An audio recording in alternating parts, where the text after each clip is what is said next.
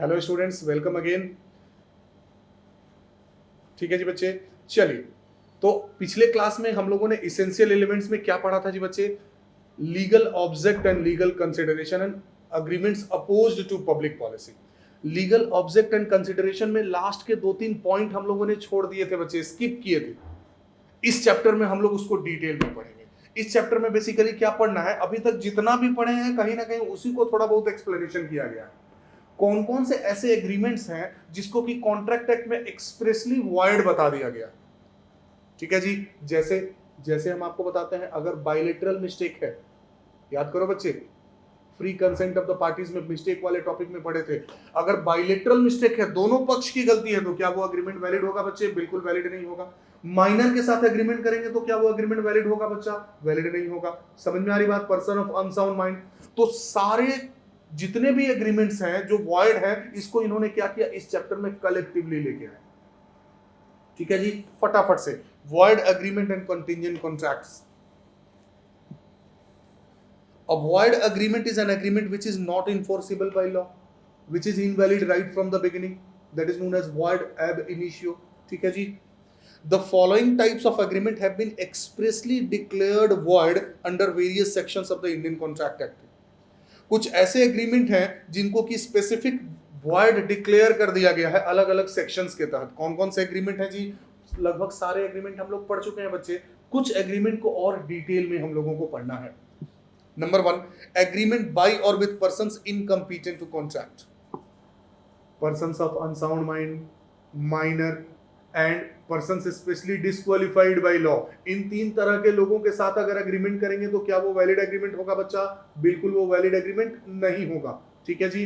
Next, agreement entered through a mutual mistake of fact between the parties. Mutual बोले तो bilateral mistake. अभी तुरंत मैंने कहा, अगर हम लोग बायलेटरल मिस्टेक करते हैं regarding a particular subject matter और fact of a particular thing, क्या वो एग्रीमेंट वैलिड होगा जी? बिल्कुल नहीं।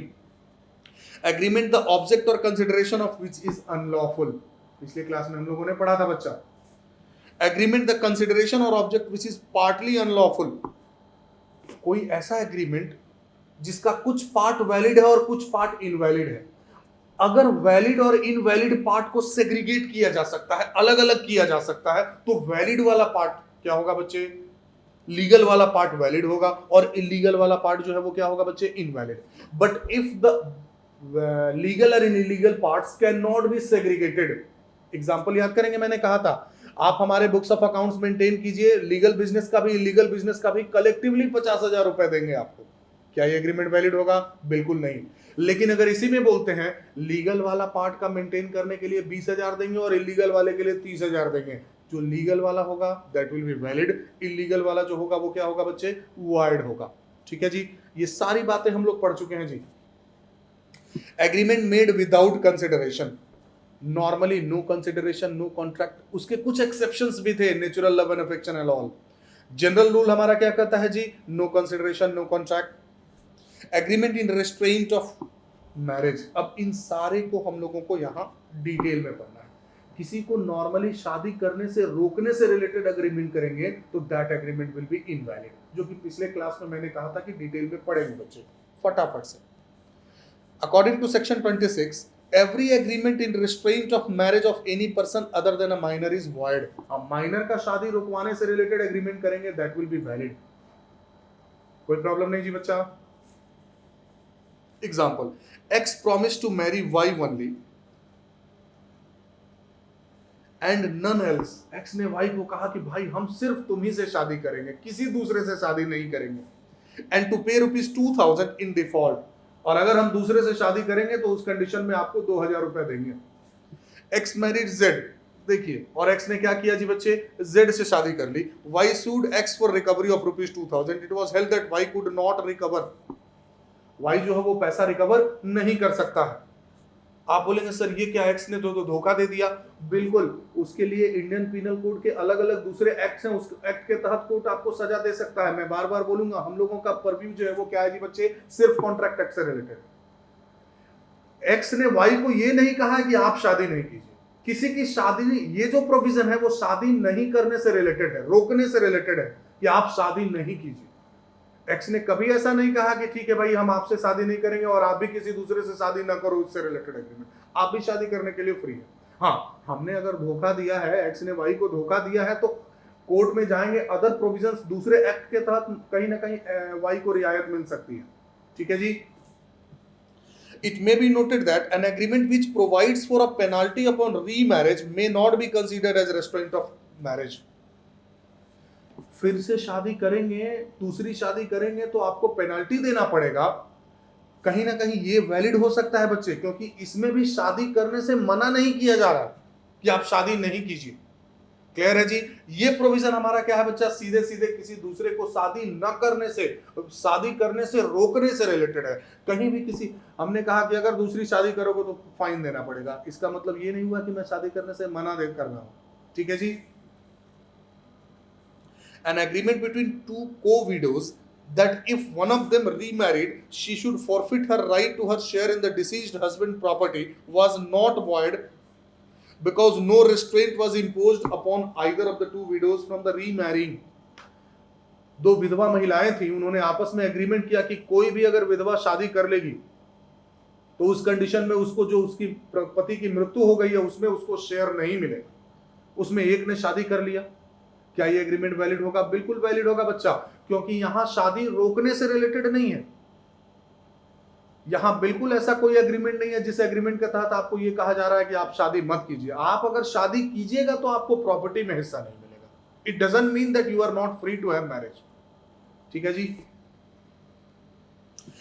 नेक्स्ट एग्जांपल, निकाहनामा। मुस्लिम्स में शादी से रिलेटेड कोई रूल होता है बच्चे, दैट इज निकाहनामा। That is a type of marriage agreement in Muslims which authorizes wife to divorce herself and to claim maintenance from the husband on his marrying a second wife was not void because no restraint was imposed on husband from marrying a second wife. निकाहनामा एक तरह से देखिए तो husband और wife के बीच जो शादी होती है उससे रिलेटेड टर्म्स कंडीशन, उसमें वाइफ ने कहा कि आप अगर मुझे डिवोर्स देके दूसरे से शादी करेंगे तो आपको से इतना पेमेंट देना पड़ेगा। बिल्कुल कहीं ना कहीं वो हस्बैंड को रोक नहीं रही है कि आप दूसरे से शादी ना करें। हाँ, आप करते हैं तो you will have to pay me the maintenance charges. It doesn't mean that I am prohibiting you to not to do marriage. ठीक है जी बच्चे, कि मैं आपको रोक रही हूं कि भैया आप शादी नहीं कर सकते हैं, तो obviously this agreement will be valid और वो जो पुरुष हैं उनको क्या करना पड़ेगा, निकाहनामा के टर्म्स कंडीशन के तहत मेंटेनेंस चार्जेस देने पड़ेंगे। Next is agreements in restraint of trade. किसी को जनरल एग्रीमेंट क्या बोलता है, जनरल हमारा कॉन्ट्रैक्ट एक्ट क्या बोलता है जी बच्चे, किसी को वैलिड बिजनेस करने से, ट्रेड करने से रिलेटेड अगर आप उसको रोकते हैं वो एग्रीमेंट वैलिड नहीं होगा। लेकिन इसके कुछ एक्सेप्शंस भी हैं, फटाफट से देखते हैं। Every agreement by which anyone is restrained from exercising a lawful profession, trade और business of any kind up to that extent is void. अगर मैं आपके साथ एग्रीमेंट करता हूं कि आप ये बिजनेस नहीं कर सकते हैं, यहां बिजनेस नहीं कर सकते हैं, उसमें वैसे टर्म्स कंडीशंस कुछ उस एक्सटेंट तक जो कि आपको वैलिड प्रोफेशन या बिजनेस करने से रोकते हैं, वो एग्रीमेंट वैलिड नहीं होंगे। यहां लिखा हुआ है बच्चे टू दैट एक्सटेंट, मतलब सिर्फ वही वाला पोर्शन वॉइड होगा। बाकी पोर्शन, बाकी टर्म कंडीशन जिसमें आपको रोकने से रिलेटेड कोई प्रोविजन नहीं है, those terms conditions will be valid. सिर्फ वही टर्म कंडीशन इनवैलिड होंगे जिसमें किसी को वैलिड बिजनेस करने से रोकने से रिलेटेड टर्म्स कंडीशन इंपोज करना है, कंडीशन लगा रहा है। एग्जांपल देखेंगे बच्चे हम लोग, बर्डन ऑफ प्रूफ। अब कौन आदमी प्रूफ करे इस बात को कि हमको रोका जा रहा है? Where an agreement is challenged on the ground of its being in restraint of trade, the parties supporting the contract must show that the restraint is reasonably necessary to protect his interest. अगर court में matter जाता है तो proof किसको करना पड़ेगा? अगर x ने वाई से कॉन्ट्रैक्ट किया कि आप इस एरिया में बिजनेस मत कीजिए, बदले में हम आपको इतना पैसा देंगे। क्लियर है जी बच्चे? उस कंडीशन में किसको प्रूफ करना पड़ेगा? मुझे एक्स को, मतलब कि एक्स को यह प्रूफ करना पड़ेगा कि आप अगर इस एरिया में बिजनेस करेंगे तो उससे मेरा इंटरेस्ट कैसे प्रभावित हो रहा है। जो पार्टी चैलेंज कर रही है उस पार्टी को यह प्रूफ करना पड़ेगा कि मेरा इंटरेस्ट उससे कैसे प्रभावित हो रहा है। बिल्कुल हम लोग डिस्कशन करेंगे बच्चे एग्जांपल से रिलेटेड हर केस का। ठीक है जी? Meaning of the expression up to that extent. The expression that extent may be interpreted in the sense that only that portion of such agreement is void which is considered either as unreasonable or opposed to public policy. The rest of the agreement would continue to be valid. सिर्फ वही agreement जिसके तहत बोला गया है कि ये agreement oppose to public policy है, किसी को वैलिड बिजनेस करने से रोकने से रिलेटेड टर्म्स कंडीशन है, सिर्फ वो एग्रीमेंट इनवैलिड होगा, बाकी all other agreements will remain valid. चलो बच्चे एग्जांपल देखते हैं फटाफट से. X and Y carried on business on a certain locality in Kolkata. X और वाई जो है वो कोलकाता में कोई बिजनेस कर रहे हैं किसी पर्टिकुलर एरिया में से, टॉलीगंज एरिया में. ठीक है जी. X promise to stop business in that locality if y paid him ₹1,000. x ने y को कहा कि आप अगर मुझे 1,000 रुपए दोगे तो इस एरिया में मैं बिजनेस नहीं करूंगा. x stopped his business but y did not pay the promised money. x ने बिजनेस करना रोक भी दिया लेकिन y ने उसको पैसा नहीं दिया. It was held that x could not recover anything from y because the agreement was in restraint of trade and was thus void. किसी को वैलिड बिजनेस करने से रोकने से रिलेटेड अगर आप एग्रीमेंट करते हैं, वो एग्रीमेंट बिल्कुल वैलिड नहीं होगा, तो वो बिल्कुल पैसा रिकवर नहीं कर सकता है. हाँ, उस एरिया में जाके वापस से वो बिजनेस कंटिन्यू कर सकता है. ठीक है जी. Next, an agreement restraining a servant from competing for 5 years after the period of service was held void. A B के यहां जॉब कर रहा है, बी ने उससे ऐसा एग्रीमेंट करा लिया कि जब तक आप हमारे यहां काम कर रहे हैं तब तक तो कर ही रहे हैं, मेरे यहां से काम छोड़ने के अगले 5 साल तक आप दूसरे किसी के अंडर में काम नहीं कर सकते या इस तरह के बिजनेस में नहीं आ सकते हैं. क्या ये एग्रीमेंट वैलिड होगा बच्चे? बिल्कुल ये एग्रीमेंट इनवैलिड होगा. एग्जाम में पूछा हुआ क्वेश्चन. ठीक है जी. Exceptions to the rule that an agreement in restaurant of trade is void. General agreement हमारा क्या कहता है बच्चे? जनरल एग्रीमेंट कहता है कि agreement in restaurant of trade is void. किसी को वैलिड ट्रेड प्रोफेशन सर्विस देने से रिलेटेड अगर आप एग्रीमेंट करते हैं कि आप ये काम मत करो, तो वो एग्रीमेंट क्या होगा? वॉइड होगा. लेकिन कुछ स्पेसिफिक ऐसे केसेस हैं जिस केस में अगर आप किसी को वैलिड ट्रेड वैलिड बिजनेस करने से रोकते हैं, then also that agreement will be valid. क्या क्या वो केसेस हैं? एग्जाम में पूछते हैं बच्चे. Sale of goodwill. An agreement which restrains the seller of a goodwill from carrying on business is valid if all the following conditions are fulfilled. A ने अपना पूरा बिजनेस B को बेच दिया along with the goodwill. अब B A पे कुछ restrictions लगा सकता है, उसको बिजनेस उस तरह के बिजनेस को करने से रोक सकता है अगर फॉलोइंग कंडीशन सेटिस्फाई हो. किस तरह के कंडीशंस होंगे बच्चे? Such restriction must relate to similar business. Suppose मैंने हल्दीराम का बिजनेस पूरा का पूरा अलोंग विद द गुडविल पूरे इंडिया में परचेस कर लिया जी.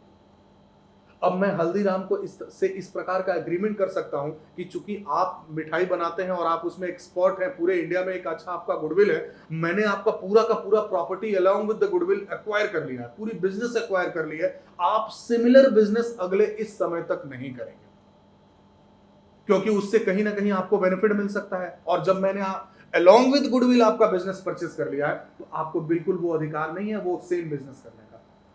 ठीक है जी बच्चे. Such restriction must be within specified local limits. एक पर्टिकुलर लोकल लिमिट तक ही होना चाहिए. अगर हम उनको बोल देते हैं कि पूरे वर्ल्ड में अब आप ये बिजनेस नहीं कर सकते हैं, तो क्या ये वैलिड होगा बच्चे? बिल्कुल नहीं. लेकिन यहां रिस्ट्रिक्शन क्या है? सपोज हल्दीराम का, हरिलाल का पटना में किसी पर्टिकुलर जगह पे लोकेशन में बिजनेस है, तो उस लोकेलिटी में हम उनको रेस्ट्रिक्ट कर सकते हैं कि भाई पटना में 10 जगह है, तो उस एरिया में से वहां से 2 किलोमीटर 1.5 किलोमीटर 1 किलोमीटर के दायरे में उस तरह का बिजनेस आप नहीं करेंगे क्योंकि चूंकि आपने गुडविल भी मुझे बेच दिया. लेकिन अगर हम उनको बोलते हैं कि आप पूरे इंडिया में ही नहीं करेंगे, पूरे वर्ल्ड में ही नहीं करेंगे, इस तरह का रेस्ट्रिक्शन वैलिड नहीं होगा. ठीक है जी बच्चे. तो रेस्ट्रिक्शन कुछ एक्सटेंट तक वैलिड होगा सिमिलर बिजनेस से related. Such restriction must be for the time being so long as the buyer or any other person deriving title to the goodwill from him carries on a like business in the specified local limit.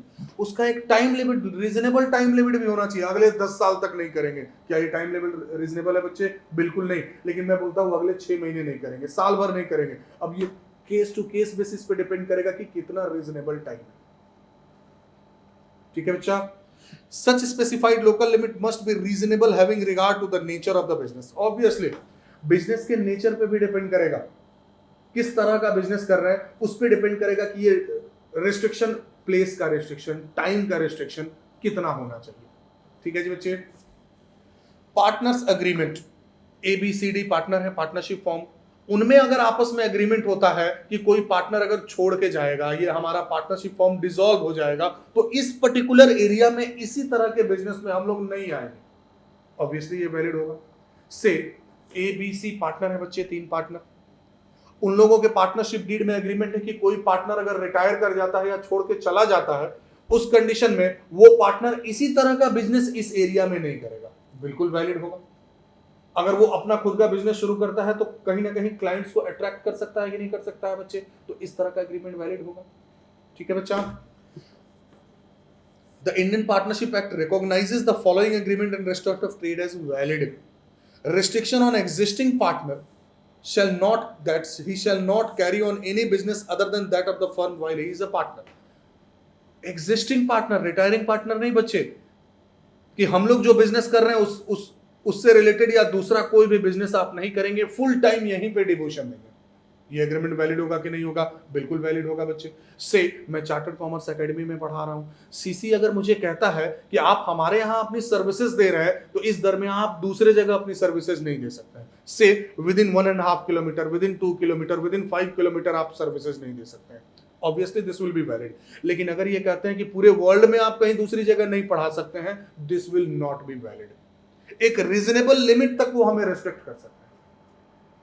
ठीक है बच्चे, ये service के case में। लेकिन अगर मैं किसी का एम्प्लॉय हूं, परमानेंट एम्प्लॉय, तो वो बिल्कुल मुझे रोक सकता है दूसरी जगह काम करने से रिलेटेड। वापस वो डिपेंड करेगा बच्चे केस टू केस बेसिस पे। ठीक है। Restriction on outgoing partner, an outgoing partner may agree with his partner that he will not carry on any business similar to that of the firm within a specified period और within a specified local limit. इतने समय तक या इस area के range में कोई partner अगर छोड़ के चला जाएगा तो उसी से रिलेटेड बिजनेस नहीं करेगा, obviously this will be valid. ठीक है जी।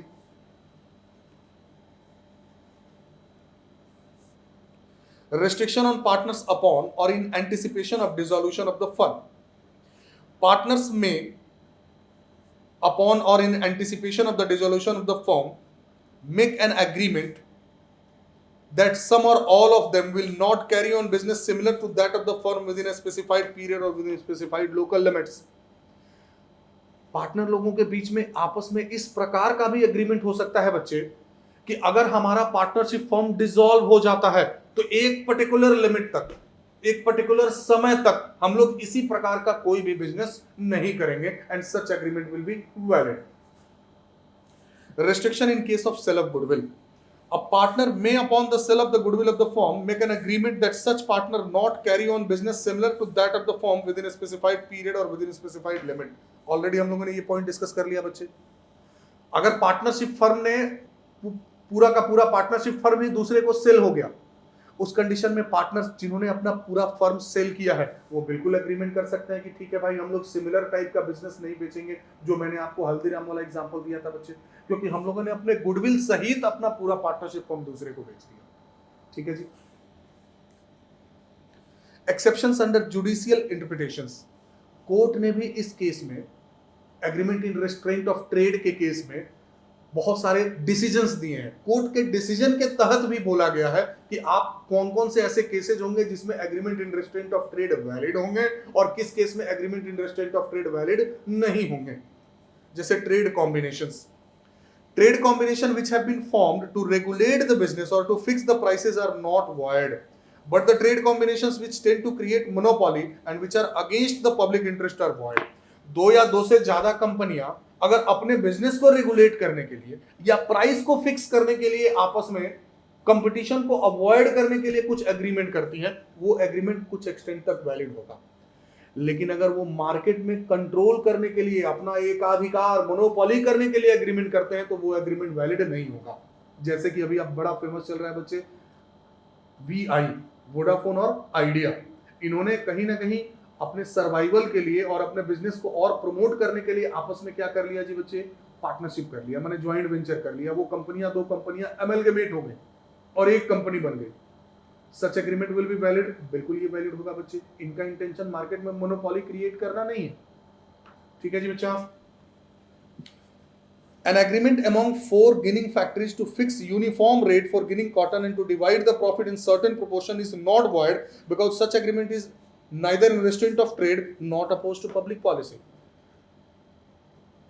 कहीं ना कहीं जो टेली कम्युनिकेशन वाली कंपनियां हैं बच्चे, आपस में उन लोगों का डायरेक्ट इनडायरेक्ट एग्रीमेंट है कि सारी कंपनियां जो है वो घुमा फिरा के एक ही रेट लेती हैं. रेट बढ़ाया तो सबने रेट बढ़ाया कि हम लोग अननेसेसरी आपस में कंपटीशन क्यों करें, एक फिक्स प्राइस हो, आप भी कमाइए मैं भी कमाऊं. समझ में आ रही बात जी बच्चे? तो अगर एक फिक्स प्राइस से रिलेटेड कंपनियां आपस में एग्रीमेंट करती हैं कि भाई सब कोई इसी दाम पे बेचेंगे और वो अपोज टू पब्लिक पॉलिसी नहीं है, तो such agreement will be what, such agreement will be valid.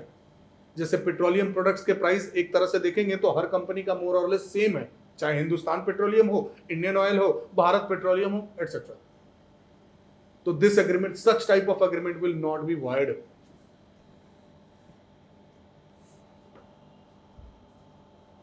फटाफट से आगे का एग्जांपल देख लेंगे बच्चा.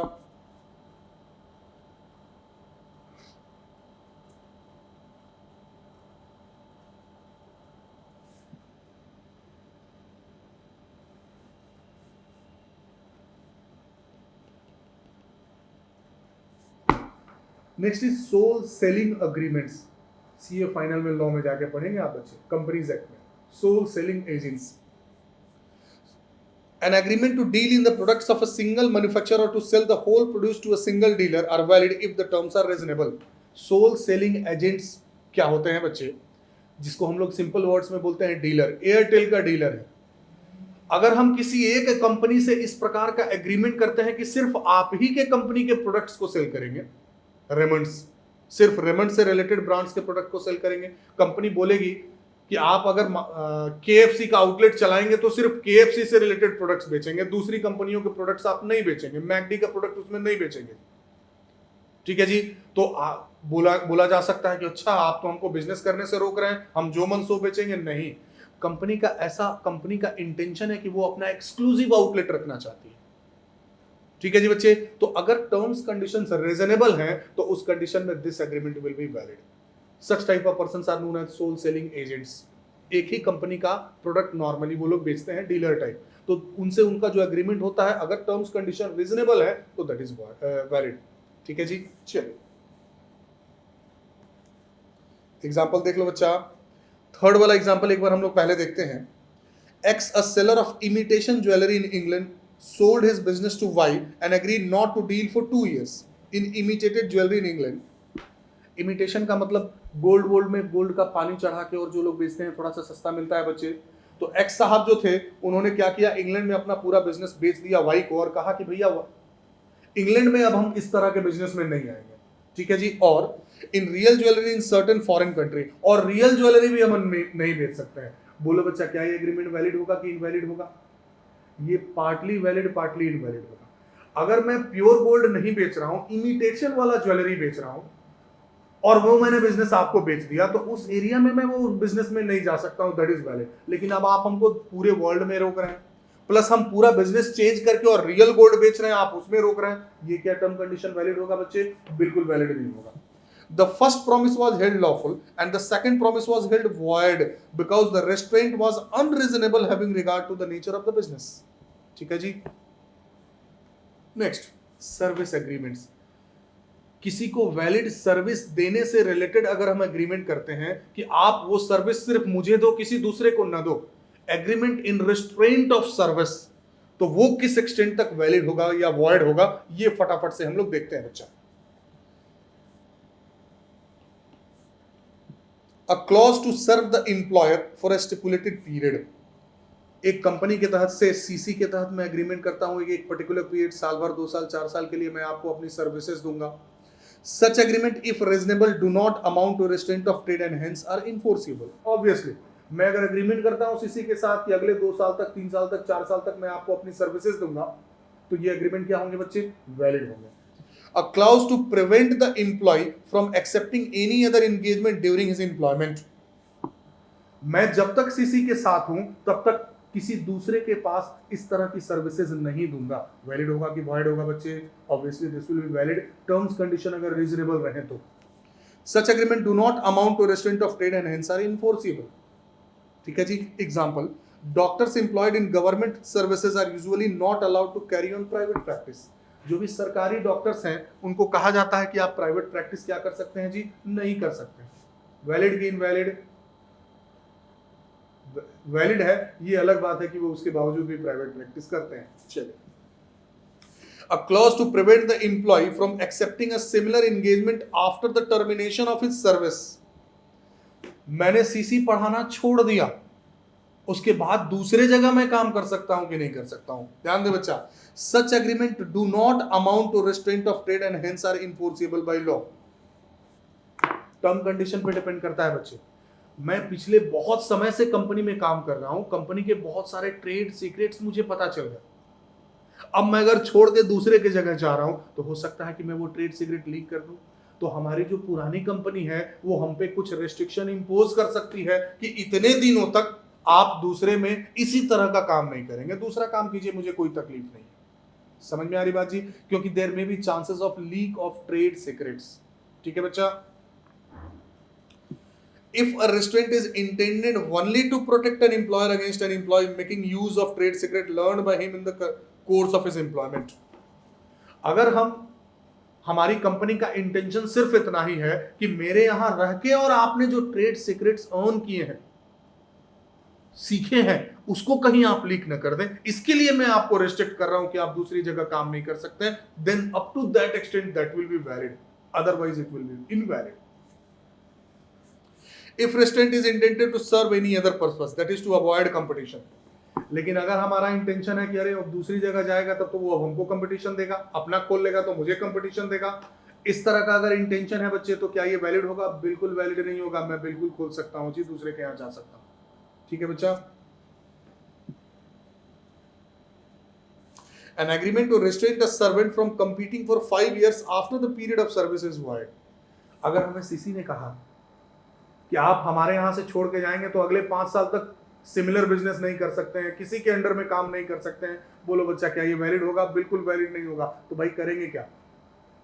ठीक है जी, ये कहीं ना कहीं agreement in restraint of trade हो गया, एक किसी व्यक्ति को वैलिड ट्रेड से रोकने से रिलेटेड एग्रीमेंट हो गया। Such agreement will not be valid. ठीक है जी। Next is agreements in restraint of legal proceedings. किसी को केस करने से रोकने से रिलेटेड एग्रीमेंट। ध्यान देंगे बच्चे। An agreement by which any party is restricted absolutely from enforcing his legal rights under or respect of any contract is void up to that extent। ए ने बी को कोई सामान बेचा और बोला कि सामान में कोई भी डिफेक्ट होगा तो आप हमारे ऊपर केस नहीं कर सकते हैं, डायरेक्टली मेरे पास आइए, हम ही फैसला सुनाएंगे, लेकिन आप कोर्ट में नहीं जा सकते हैं, सिग्नेचर कीजिए तब आपको बेचेंगे। आप बोलो बच्चा क्या ये वैलिड होगा? बिल्कुल वैलिड नहीं होगा। A clause in a contract provided that no action should be brought upon it in case of breach, such a clause is void because it restricts both the parties from enforcing their legal rights। किसी को legal rights का फायदा लेने से रोकने से related अगर आप एग्रीमेंट करेंगे, obviously that agreement will not be valid. ठीक है बच्चा। Exception, an agreement between two or more persons to refer to arbitration any dispute which may arise between them is not illegal। ये ध्यान दो बच्चे। लेकिन ए और बी अगर आपस में इस प्रकार का एग्रीमेंट करते हैं कि हमारे और आपके बीच में अगर किसी प्रकार का विवाद हुआ तो एक थर्ड पार्टी, मध्यस्थ, आर्बिट्रेटर को बुलाएंगे और हम लोगों को लगता है कि ही इज एक्सपर्ट एनफ, जो कि हमारे डिस्प्यूट को रूल आउट कर सकता है, ठीक कर सकता है, तो इस प्रकार का एग्रीमेंट वैलिड होगा बच्चे? बिल्कुल वैलिड होगा। समझ में आ रही बात? Agreements limiting the period of limitation. पहले भी मैंने बोला था बच्चे, लिमिटेशन एक्ट के तहत 3 इयर्स का पीरियड है। 3 इयर्स का पीरियड का मतलब क्या हुआ? अगर मैं आपसे पैसा पाता हूं, suppose you are liable to give me 10,000 rupees, तो लिमिटेशन एक्ट बोलता है कि अगर मैं वो पैसा आपसे 3 साल तक डिमांड नहीं करता हूं, आपने दिया ना दिया वो बात की बात है, मेरी रिस्पॉन्सिबिलिटी है कि मैं आपसे क्लेम करूं कि मैं आपसे पैसे पाता हूं। अगर मैं 3 साल तक वो पैसे क्लेम नहीं करता हूं तो वो डेब्ट क्या हो जाते हैं बच्चे? वो एक्सपायर हो जाते हैं। मतलब अब वो पैसे मैं आपसे नहीं मांग सकता हूं जब तक अब आप फिर से रिटन दे नहीं दें कि आप वो पैसे देने के लिए इंटेंशनल। समझ में आ रही बात जी बच्चे? कोई दिक्कत नहीं जी, ऑलरेडी कंसिडरेशन वाले चैप्टर में हम लोगों ने पढ़ा था बच्चे, exception to the rule, no consideration no contract. Time barred डेप्ट याद आ रहा है जी बच्चा? तो 3 साल तक कोई डेप्ट अगर टाइम बेयर्ड हो जाता है तो नॉर्मली वो एक्सपायर हो जाता है। हाँ जी बच्चे, तो agreement in restraint of limitation of the period, तो ऑलरेडी हम लोग डिस्कस कर रहे थे बच्चे, किसी को जो नॉर्मल लिमिटेशन एक्ट में जो समय दिया गया है उस समय को भी अगर हम और कम करना चाहें, इससे रिलेटेड एग्रीमेंट करते हैं। से लिमिटेशन एक्ट को हमने 6 महीना कर दिया, जो कि 3 साल तक लॉ कहता है कि 3 साल तक में भी अगर आप किसी से पैसा क्लेम कर लेते हैं, आप उससे पाते हैं, और 3 साल में एक बार भी अगर आप कहते हैं कि भैया मेरा पैसा दे दो, वो दे ना दे, that is totally different thing. If you are claiming money then that is valid. ठीक है जी बच्चे। An agreement which limits the time within which an action may be brought so as to make it shorter than what has been prescribed under the law of limitation is void because its object is to defeat the provisions of the law. Limitation act क्या कहता है जी कि 3 साल के अंदर में आप कम से कम एक बार भी एक्शन ले लेते हैं कि भाई प्लीज मेरा पैसा आप रिटर्न कर दो। उस अगर हम एग्रीमेंट ऐसा करते हैं कि उस 3 साल के पीरियड को 6 महीना कर देते हैं, 1 साल कर देते हैं, तो it would defeat the provisions of the law, hence it is specially declared as void. Example, a clause in a contract which provides that no action should be brought after 2 years. Such a clause is void because it limits the period of limitation to 2 years, which is less than the period of limitation, that is 3 years prescribed by the law of limitation. जिसमें कि उन्होंने limit 2 ही साल का लगा दिया, ये क्या हो गया बच्चे? ये कहीं ना कहीं इनवैलिड हो गया, void हो गया। Meaning and nature of uncertain agreements, introduction class में हम लोगों ने ये भी कवर किया था बच्चे। All such agreements whose terms conditions are not certain or not even capable of being made certain will be void. वो सारे एग्रीमेंट जिसमें कि उनके टर्म्स कंडीशन या तो क्लियर नहीं है या किसी भी तरीके से उसको क्लियर नहीं किए जा सकते हैं, वो क्या होंगे बच्चे? That all will be void.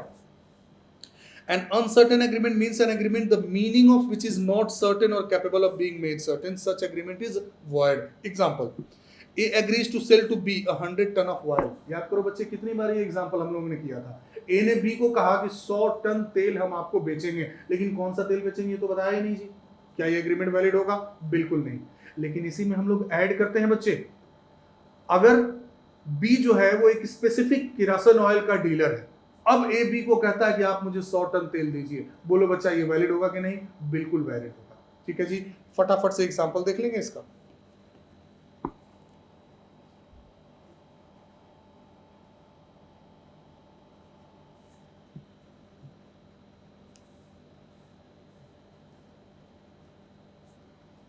सारे एग्जांपल्स देखना आपकी जिम्मेदारी बच्चे, फटाफट।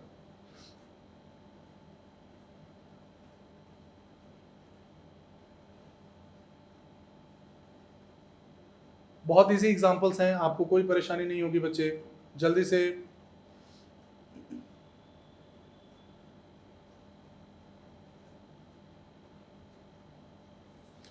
चलिए जी, A agrees to sell to B 10 tons of Punjab wheat, Punjab का गेहूं सेल करने का ए ने बी के साथ एग्रीमेंट किया, but the price is not indicated, लेकिन किस प्राइस पे वो नहीं लिखा हुआ है। Such agreement is not void because in such case a reasonable price shall be payable as per sale of goods act. पढ़ेंगे हम लोग सेल ऑफ गुड्स एक्ट में। अगर प्राइस नहीं इंडिकेट किया हुआ है तो रीजनेबल प्राइस क्या पता लगाया जा सकता है? अगर पता लगाया जा सकता है देन दैट इज वैलिड। शुरू में ही हम लोगों ने पढ़ा है क्या जी बच्चे? Agreement the meaning of which is not certain और capable of being made certain, या तो क्लियर नहीं है, नहीं तो क्लियर नहीं किया जा सकता है, तब वॉइड होगा। यहाँ प्राइस क्लियर किया जा सकता है कि नहीं किया जा सकता है बच्चे? बिल्कुल प्राइस क्लियर किया जा सकता है। अगर मैंने आपके साथ एग्रीमेंट किया कि धनतेरस के दिन मैं आपके साथ गोल्ड परचेस करूंगा 10 ग्राम का, रेट फिक्स नहीं किया, फिक्स किया जा सकता है कि नहीं किया जा सकता है? याद करो बच्चे, मैंने ये एग्जांपल आपको दिया था। ठीक है जी बच्चे, उस दिन का जो प्रिवेलिंग रेट होगा that will be the rate by itself, तो that agreement is what? Valid. चलिए जी फटाफट से, next is wagering agreement. An agreement between two persons under which money or money's worth is payable by one person to another on the happening or non-happening of a future uncertain event is known as wagering agreement. Such agreements are chance oriented and therefore completely uncertain. ए ने B के साथ agreement किया कि भविष्य में अगर कोई घटना घटती है या नहीं घटती है तो उस कंडीशन में से मैं आपको पेमेंट दूंगा। सिंपल वर्ड्स में चैलेंज लगाना, आज बारिश होगा, आपने कहा एकदम बारिश नहीं होगा, लगाओ 500 रुपए का चैलेंज, बारिश होगा तो मैं दूंगा, नहीं होगा तो आप पैसे दोगे। Such type of agreements are known as what? Wagering agreements. ठीक है जी बच्चे।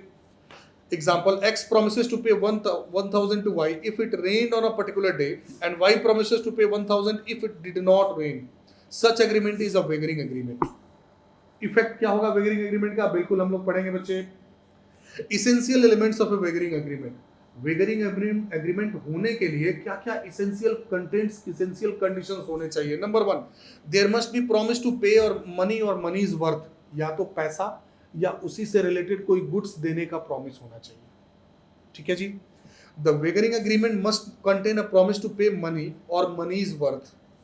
The event must be uncertain event होना चाहिए।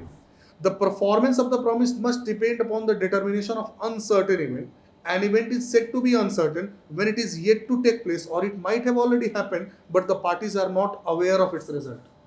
या तो जो भविष्य में होने वाला है, नहीं तो जो हो चुका है लेकिन पार्टीज को इसके बारे में पता नहीं है, इस बेसिस पे वो लोग आपस में बेट लगा रहे हैं। That is known as what? Uncertain event. जैसे मैंने कहा बॉर्डर मूवी के प्रोड्यूसर कौन है? Both the parties are not aware about that. Border movie के म्यूजिक डायरेक्टर कौन है? समझ में आ रही बात जी बच्चे? ठीक है। The event has already occurred, movie बन गई है, कितनी दिन पुरानी मूवी है, लेकिन हम लोगों को उसके बारे में पता नहीं, उसके लिए चैलेंज लग गया। ठीक है जी। म्यूचुअल चांस ऑफ गेन और लॉस। बोथ द पार्टीज, दोनों पार्टी में से किसी न एक पार्टी का जीतने या हारने का चांस होना चाहिए। समझो बच्चे, अगर दोनों जीत जाए या दोनों हार जाए, दैट इज नॉट वेगरिंग एग्रीमेंट। ठीक है जी। किसी ना किसी के जीतने का या किसी ना किसी के हारने का चांस होना चाहिए। क्लियर है जी? Each party must stand to win or lose upon the determination of uncertain event. If either of the parties may win but cannot lose or may lose but cannot win, it is not a wagering agreement. मैंने कहा आज दिन भर धूप होगा, आपने कहा कि नहीं, आज तो जबरदस्त बारिश होगी, लगाओ चैलेंज। अब ऐसा होता है बच्चे, धूप भी रहती है और बारिश भी होता है, वैसा ही हो गया, थोड़ी थोड़ी बारिश भी हो गई लेकिन धूप भी था। दोनों में से कोई नहीं हारा। हमने बारिश का तो नहीं कहा था, मैंने कहा था धूप होगा, आपने कहा था बारिश होगी। Both the parties have, you can say, not lost the case. This type of agreement will not be wagering agreement. कोई ना कोई पार्टी जीतना चाहिए, कोई ना कोई पार्टी हारना चाहिए। इंडिया और श्रीलंका के बीच में मैच हुआ, मैंने कहा इंडिया जीतेगा, आपने कहा श्रीलंका जीतेगा, मैच हो गया जी draw. This is not a wagering agreement. ठीक है जी बच्चे। चलो, neither party to have control over the event. दोनों में से किसी भी पार्टी का उस इवेंट पे कंट्रोल नहीं होना चाहिए। बारिश होगा या ना होगा, ऑब्वियसली इसमें हमारा कोई कंट्रोल नहीं है। इंडिया मैच जीतेगा या हारेगा, नॉर्मली इसमें हमारा कोई कंट्रोल नहीं है। Then that is known as wagering agreement. ठीक है जी। No other interest in the event. दोनों पार्टी का और कोई इसमें इंटरेस्ट नहीं होना चाहिए। बारिश हो ना हो मुझे कोई फर्क नहीं पड़ना चाहिए, इंडिया हारे या जीते उससे मुझे बहुत ज्यादा फर्क नहीं पड़ता है। सिर्फ चैलेंज के लिए हम लोगों का उसमें इंटरेस्ट है कि देखते हैं कि कौन जीता आईपीएल में। ठीक है जी बच्चे। देखते हैं सीएसके की टीम प्लेऑफ में पहुंच पाती है या नहीं पहुंच पाती है। ठीक है बच्चा। चलिए एग्जाम्पल्स वेगरिंग एग्रीमेंट्स के। A lottery, that is a game of chance, but parties running a government approved lottery cannot be prosecuted. Lottery कहीं ना कहीं वेगरिंग एग्रीमेंट है जी बच्चे, क्योंकि किसी को भी जीतने और हारने का चांस रहता है इसमें। लेकिन अगर गवर्नमेंट से मान्यता प्राप्त होके और तब हम लॉटरी चला रहे हैं, उस कंडीशन में वो वैलिड एग्रीमेंट होगा, तब वो इनवैलिड नहीं होगा। An agreement to buy a lottery ticket wagering agreement है, क्योंकि मेरे हारने जीतने का बराबर का चांस है। A crossword puzzle in which prizes depend upon correspondence of the competitor's solution with the previously prepared solution kept with the editor of newspaper is a lottery and hence wagering a transaction. But crossword puzzle is generally a game of skill and intelligence and hence not a wager. ध्यान देंगे बच्चे। Times sudoku, times of India में times sudoku आता है बच्चे, crossword puzzle, जिसमें कि कहीं ना कहीं क्या होता है बच्चे, आपके स्किल पे डिपेंड करता है। लॉटरी आपके स्किल पे डिपेंड नहीं करता है बच्चे। लेकिन वो जो है वर्ड्स का मिलाना, वो कहीं ना कहीं जनरल नॉलेज से रिलेटेड क्वेश्चन पूछे, बोले कि जवाब दीजिए तो आपको इतने पैसे मिलेंगे, ये गिफ्ट वाउचर मिलेगा, वो आपके नॉलेज और स्किल के पॉइंट ऑफ व्यू से है, तो उसको हम लोग वेगरिंग एग्रीमेंट नहीं बोलेंगे, क्योंकि वो एक प्रकार का गेम है जिसमें कि आपके स्किल पे वो डिपेंडेंट है। एग्जाम्पल, कौन बनेगा करोड़पति, ऑब्वियसली वो आपके नॉलेज पे डिपेंडेंट है, तो उसको बाई चांस बोलेंगे? बिल्कुल नहीं, उसमें कहीं ना कहीं नॉलेज की भी आवश्यकता है। Examples of transactions which are not held wagers, कौन कौन से ऐसे ट्रांजेक्शन हैं जिनको वेगरिंग एग्रीमेंट नहीं माना जाता है? Prize competition which are game of skill, that is picture, athletic competition etcetera. दौड़ने का कंपटीशन हुआ, वो स्किल से रिलेटेड है कि नहीं बच्चे? बिल्कुल, ये लॉटरी वाली बात नहीं है, कोई भी जीत सकता है, कहीं ना कहीं उसमें स्किल मैटर करता है। कौन बनेगा करोड़पति, स्किल मैटर करता है। समझ में आ रही बात जी बच्चे? तो इनको इन्होंने कहा कि ये वेगरिंग के अंतर्गत नहीं आएगा। According to the prize competition act, exam में पूछते हैं बच्चे, prize competition in games of skill are not wagers provided the prize money does not exceed ₹1000। Skill वाले में भी इन्होंने कह दिया, ध्यान से समझेंगे बच्चे, ये जो पॉइंट है ये टैक्सेशन के पॉइंट ऑफ व्यू से है, एकदम आराम से समझो।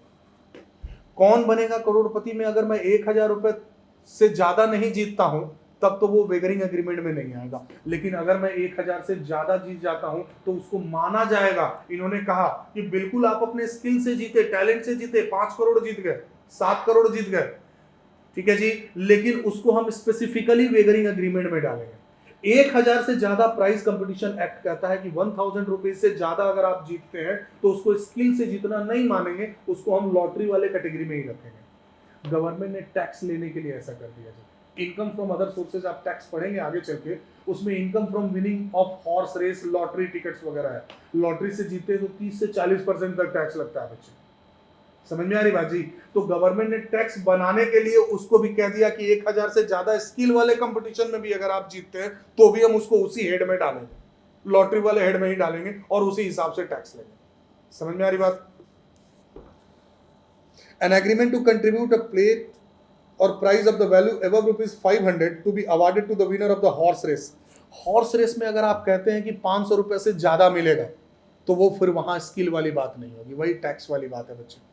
तो गवर्नमेंट ने प्राइज कंपटीशन हॉर्स रेस के तहत 1000 रुपए और 500 रुपए रेस्पेक्टिवली इंटेंशनली लिमिट लगा दिया कि उसको हम गेम ऑफ स्किल नहीं मानेंगे। उससे ज्यादा अगर आपको अवार्ड मिलता है तो आप उसको लॉटरी वाले में वेगरिंग एग्रीमेंट ही मानेंगे, और उस कंडीशन में क्या होगा बच्चे? आपको टैक्स ज्यादा देना पड़ेगा। गवर्नमेंट का इंटेंशन एक्चुअली यही था, ठीक है जी।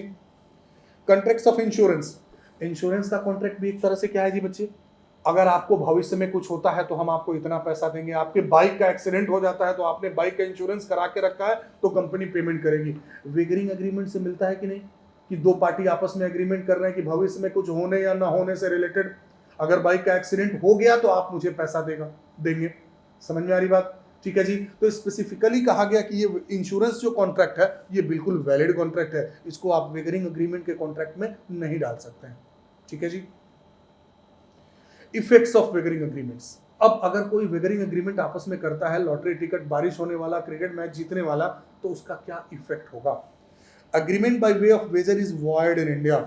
गवर्नमेंट से अप्रूव करके अगर लॉटरी टिकट नहीं चला रहे हैं बच्चे, ऐसे चला रहे हैं, तो क्या वो वैलिड होगा? बिल्कुल वैलिड नहीं होगा। कौन बनेगा करोड़पति? वैलिड है, वैलिड है क्योंकि उन्होंने गवर्नमेंट से परमिशन लिया, टर्म्स कंडीशन बताए हैं। अगर परमिशन नहीं लिए रहते तो that would have been void, ठीक है जी। Agreement by way of wager have been declared illegal in the states of Maharashtra and Gujarat. Maharashtra और गुजरात में कहा गया है कि लॉटरी टिकट वाला एग्रीमेंट, मतलब वेगरिंग एग्रीमेंट जो है वो इलीगल है, तो ऑब्वियसली वो इलीगल होगा, उससे रिलेटेड जो कोलेटरल एग्रीमेंट होंगे वो भी वॉइड हो जाएंगे। लेकिन आप वेस्ट बंगाल में चले जाएंगे, असम में चले जाएंगे, उड़ीसा में चले जाएंगे, up to some extent Bihar में भी, these are not illegal. Government ने उसको ऑथोराइज किए हुआ है कि दैट इज वैलिड, ठीक है जी। बिहार में भी कुछ एक्सटेंट तक, फुल फ्लेज तो वेस्ट बंगाल में, असम वगैरह में आपको फुल फ्लेज मिलेगा, दैट इज वैलिड, ठीक है जी। No suit can be filed to recover the amount won on any wager. Wagering agreement के तहत मैंने कहा कल बारिश होगी, आपने कहा नहीं होगा, मैंने कहा 1000 रुपए का चैलेंज करो, आपने चैलेंज लगा दिया और कल बारिश हुई, आपने पैसा नहीं दिया, मैं कोर्ट चला गया, क्या मुझे पैसे मिलेंगे बच्चे? नहीं मिलेंगे, because wagering agreement are normally considered as void in India. ठीक है जी। और महाराष्ट्र में और गुजरात में क्या है बच्चे, वो इलीगल है। ठीक है बच्चा। Transactions which are collateral to wagering agreements are not void in India except in the states of Maharashtra. Wagering agreement से रिलेटेड जो ट्रांजैक्शंस होंगे वो ट्रांजैक्शन वैलिड होंगे, लेकिन महाराष्ट्र में क्या है बच्चे, गुजरात में वेगरिंग एग्रीमेंट को ही इलीगल माना गया। तो आप लोगों ने पहले भी पढ़ा होगा बच्चे कि जितने भी इलीगल एग्रीमेंट्स होंगे उससे रिलेटेड जो कोलेटरल एग्रीमेंट्स होंगे वो भी वॉइड होंगे। एग्जांपल देखेंगे बच्चे, transaction which are collateral to wagering agreements are illegal in the states of Maharashtra and Gujarat. Already हम लोग ने कवर कर लिया बच्चे। एक एग्जांपल देखते हैं। A cricket match is to be held between India and Pakistan. India और पाकिस्तान के बीच में एक क्रिकेट मैच होने वाला है जी।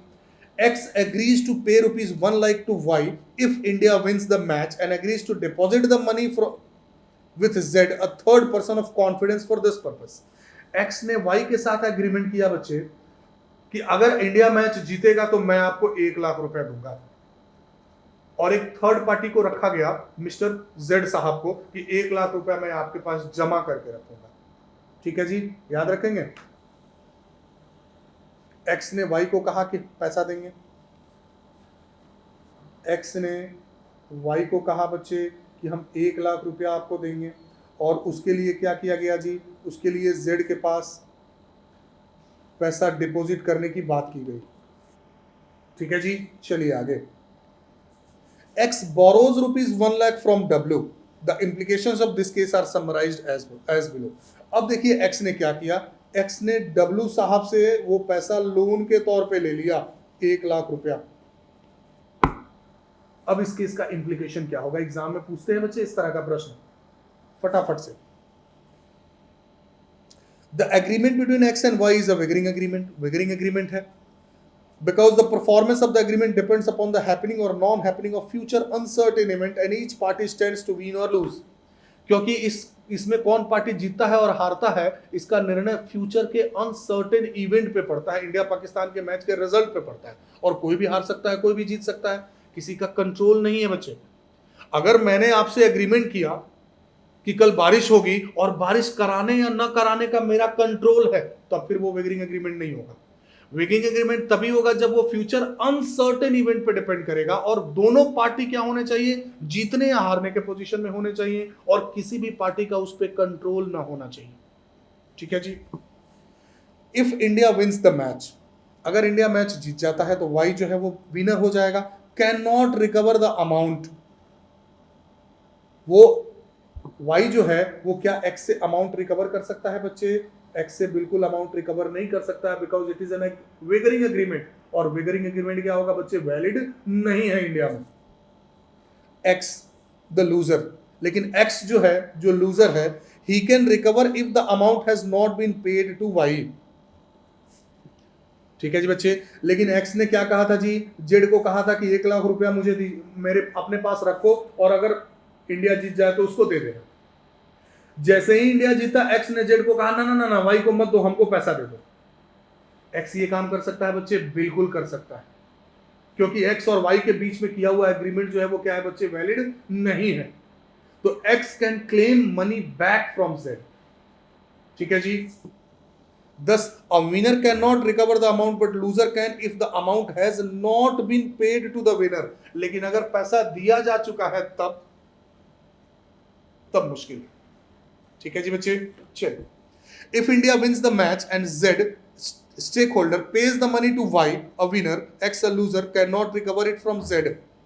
अब देखिए, अगर पैसा Z ने Y को दे दिया है, मैंने कहा बच्चे उस कंडीशन में क्या अब X पैसा रिकवर कर सकता है, नहीं कर सकता है जी।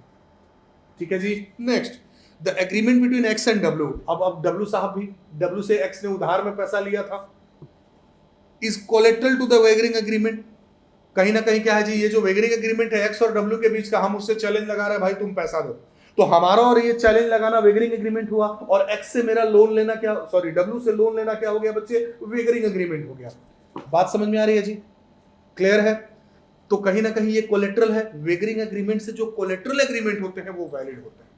लेकिन अगर वेगरिंग एग्रीमेंट आप गुजरात और महाराष्ट्र में करते हैं तो वहां वेगरिंग एग्रीमेंट को इलीगल माना जाता है। तो इलीगल का जो कोलेटरल वाला होगा बच्चे वो भी इनवैलिड हो जाएगा, याद रखेंगे। ठीक है जी। Is valid India except in state of Maharashtra and thus W can recover the amount from X. W जो है वो एक्स से अमाउंट रिकवर कर सकता है if the agreement between X and Y is entered into India except Maharashtra and Gujarat. तो W बिल्कुल x से पैसा ले सकता है अगर उसका पैसा वाई ने रख लिया तो। लेकिन महाराष्ट्र और गुजरात में होगा तो बच्चे चूंकि वो इलीगल है, तो एक्स और डब्ल्यू का एग्रीमेंट, एक्स और वाई का जो एग्रीमेंट है वो मेन एग्रीमेंट है, और एक्स डब्ल्यू का जो एग्रीमेंट है वो कोलेटरल एग्रीमेंट है। ठीक है जी। तो महाराष्ट्र में और गुजरात में अगर मेन एग्रीमेंट एक्स वाई वाला इनवैलिड होगा, इलीगल होगा, तो ये वाला भी वॉइड ही रहेगा। लेकिन महाराष्ट्र गुजरात को छोड़ के बाकी जगह क्या होगा बच्चे, वैलिड होगा एक्स और डब्ल्यू का एग्रीमेंट। ठीक है जी। Difference between wagering agreement and contract of insurance. Insurance का कॉन्ट्रैक्ट में भी क्या होता है बच्चे, एक पार्टी दूसरे पार्टी को कहता है कि भैया भविष्य में आपका बाइक में कुछ हो गया, टूट गया, फूट गया, आपकी मृत्यु हो गई, लाइफ इंश्योरेंस, मेडिकल इंश्योरेंस, आपकी तबीयत खराब हो गई तो उस कंडीशन में सारा पेमेंट हम करेंगे आपके मेडिकेशन से रिलेटेड। तो ये भी तो कहीं ना कहीं इसका भी कैरेक्टरिस्टिक वेगरिंग से मिलता जुलता है। तो फिर इंश्योरेंस और वेगरिंग एग्रीमेंट में डिफरेंस क्या है, फटाफट से एग्जाम में पूछते हैं। Insurable interest, person having insurable interest can ensure his life और प्रॉपर्टी। इंश्योरेंस में क्या होता है बच्चे, हम अगर इंश्योरेंस कराते हैं तो कुछ ना कुछ मेरा इंटरेस्ट होता है, there must be insurable interest. समझ में आ रही बात जी बच्चे, कुछ ना कुछ इंश्योरेबल इंटरेस्ट होना चाहिए। मैं अगर लाइफ इंश्योरेंस कराता हूं तो मेरे लाइफ का इंश्योरेबल इंटरेस्ट है, मैं अगर बाइक का इंश्योरेंस कराता हूं तो कहीं ना कहीं बाइक में मेरे भी इंटरेस्ट है कि नहीं, मुझे भय है कि बाइक टूट ना जाए जिसके लिए मैंने इंश्योरेंस कराया। तो इंश्योरेंस तभी वैलिड होगा जब सब्जेक्ट मैटर कुछ ना कुछ हो। आपने कभी नहीं सुना होगा कि इंश्योरेंस करा रहा है किस चीज का, नहीं, ऐसे ही कर दीजिए। जब तक किसी चीज का इंश्योरेंस नहीं कराएंगे वो इंश्योरेंस वैलिड नहीं होगा। मेडिकल इंश्योरेंस में भी मैं हेल्थ का इंश्योरेंस कराता हूं, there must be a subject matter जिसका मैं इंश्योरेंस करा रहा हूं। समझ में आ रही बात। लेकिन वेगरिंग एग्रीमेंट में कोई सब्जेक्ट मैटर नहीं है बच्चे। Parties to a wagering agreement need not to have insurable interest. बारिश हो ना हो उससे मुझे मेरा कोई इंटरेस्ट नहीं। ठीक है जी।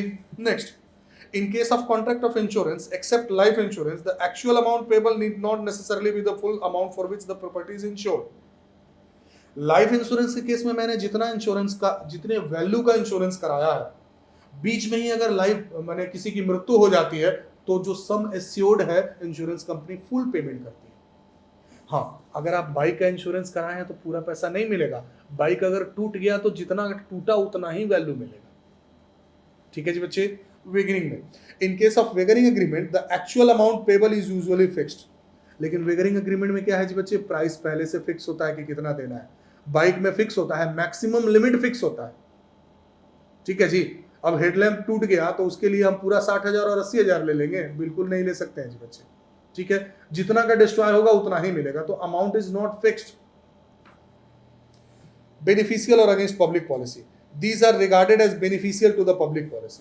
obviously इंश्योरेंस के जो कॉन्ट्रैक्ट है माना जाएगा कि सोसाइटी के वेलफेयर के लिए है, लेकिन वेगरिंग एग्रीमेंट क्या पब्लिक पॉलिसी के फेवर में माना जाएगा, नहीं जी, these are against public policy।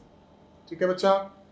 Gamble, such agreement do not tantamount to gambling as they involve the element of investment and protection।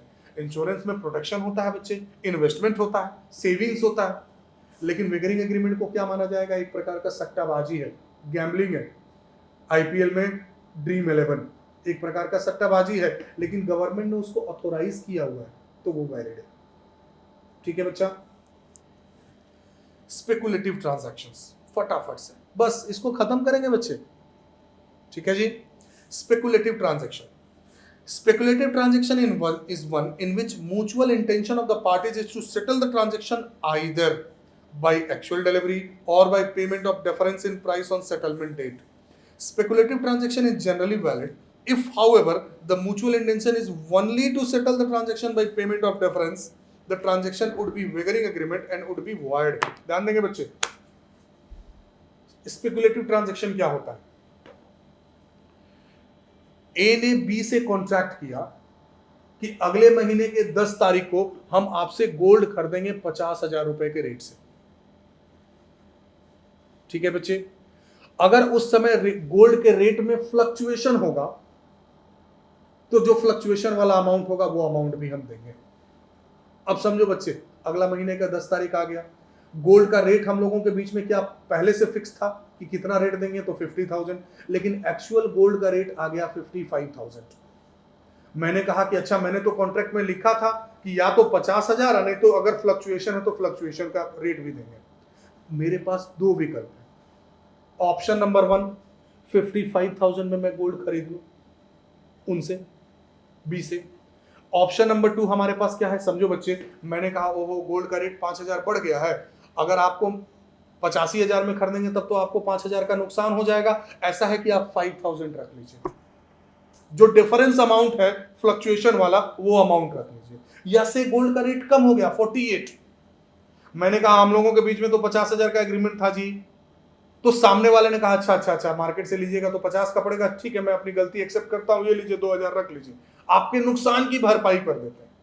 तो बात समझो बच्चे, या तो मैं पूरा 55,000 में खरीदने के लिए तैयार हूं, नहीं तो मैं नुकसान की भरपाई करने के लिए तैयार हूं, डिफरेंस अमाउंट देने के लिए तैयार हूं। Such type of agreement is known as speculative transaction. लेकिन वैसा ट्रांजैक्शन जिसमें मैं सिर्फ डिफरेंस के लिए एग्रीमेंट करता हूं कि चैलेंज लगाओ अगले महीना गोल्ड का रेट होगा 50,000, कम हुआ तो मैं दूंगा, ज्यादा होगा तो तुम दोगे, लाइक दैट। गोल्ड का रेट निकल गया जी 48, 2,000 मुझे देना पड़ा, या 54, 4,000 उन्हें देना पड़ा। सिर्फ डिफरेंस अमाउंट के लिए हम लोग अगर एग्रीमेंट करते हैं, चैलेंज करते हैं एक दूसरे से, तो such agreement is known as wagering agreement, that is void. ठीक है जी बच्चे। लेकिन अगर हम लोग इस प्रकार का एग्रीमेंट करते हैं कि या तो टोटल खरीद लेंगे, नहीं तो जो डिफरेंस अमाउंट होगा उसी में हम लोग काम चला लेंगे, दोनों कंडीशन लगा के रखते हैं, then that agreement is known as what, such transaction is known as what, speculative transaction. ठीक है जी। चल, comparison between wagering agreement and illegal agreement. Easy है बच्चे, ये मैं आप ही से पढ़वाऊंगा। वेगरिंग एग्रीमेंट, मैंने आपको कहा कल बारिश होगी, आपने कहा नहीं सर बिल्कुल बारिश नहीं होगा, हम लोगों ने चैलेंज लगा लिया। बोलो बच्चे, क्या ये इलीगल एग्रीमेंट है? भले ये वैलिड नहीं होगा, वॉइड होगा। जो वॉइड और इलीगल एग्रीमेंट में डिफरेंस होगा वही वेगरिंग और इलीगल एग्रीमेंट में डिफरेंस होगा। समझ में आ रही बात जी बच्चे? क्लियर है? Both wagering and agreements and illegal agreements are void in India. दोनों एग्रीमेंट वॉइड है। डिफरेंस क्या है? Transaction which are collateral to wagering agreement are not void. Cricket match वाला, एक्स और वाई का एग्रीमेंट वेगरिंग एग्रीमेंट है, void होगा, लेकिन एक्स और डब्ल्यू का agreement collateral to wagering agreement है, क्या वो वॉइड होगा बच्चे? बिल्कुल वॉइड नहीं होगा। लेकिन इलीगल, एक्स ने वाई के साथ एग्रीमेंट किया कि जेड को पीटेंगे बदले में पैसा देना। ठीक है जी बच्चे। तो एक्स और वाई का एग्रीमेंट है, वो तो वॉइड होगा ही होगा, वो तो इलीगल होगा ही होगा। अगर इससे रिलेटेड एक्स ने या वाई ने किसी दूसरे से एग्रीमेंट किया, वो भी कोलेट्रल, इलीगल एग्रीमेंट से रिलेटेड जो कोलेट्रल एग्रीमेंट्स होंगे वो क्या होंगे बच्चे? दैट ऑल ऑल्सो भी वॉइड। वो भी कहीं ना कहीं क्या हो जाएगा बच्चे? वॉइड हो जाएगा। ठीक है जी। चल, फटाफट से ये आपको पढ़ना है बच्चे।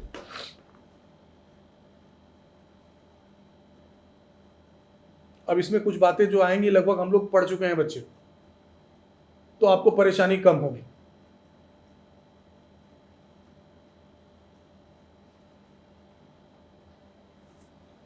Next is principle of restitution.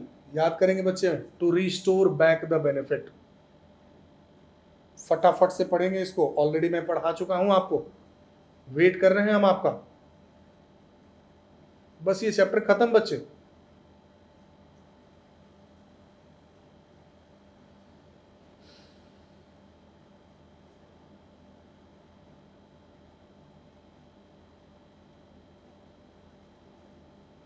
चलिए जी। Restitution means to return or restore the benefit. When a person at whose option a contract is voidable resigns it. Voidable contract याद करेंगे बच्चे। ए ने जोर जबरदस्ती से बी से कॉन्ट्रैक्ट करा लिया, एग्रीमेंट करा लिया, वो कॉन्ट्रैक्ट क्या वैलिड होगा? नहीं, voidable at the option of the aggrieved party. अब अगर मैं अग्रीव्ड पार्टी हूं और मुझसे जबरदस्ती एग्रीमेंट कराया, तो मेरे ऑप्शन पे डिपेंड करेगा। मैं चाहूं तो एक्सेप्ट भी कर सकता हूं, मैं चाहूं तो रिजेक्ट भी कर सकता हूं। अगर मैं रिजेक्ट कर देता हूं तो to restore back the benefit, याद आ रहा है बच्चे? अगर मैंने ए से कुछ पैसा बेनिफिट लिया है, मैं उसे क्या करूं जी, मेरी रिस्पॉन्सिबिलिटी है कि मैं उसे वापस करूं, to restore back the benefit, restitution. Already हम लोग ये सारे प्रोविजंस पढ़ चुके हैं बच्चे।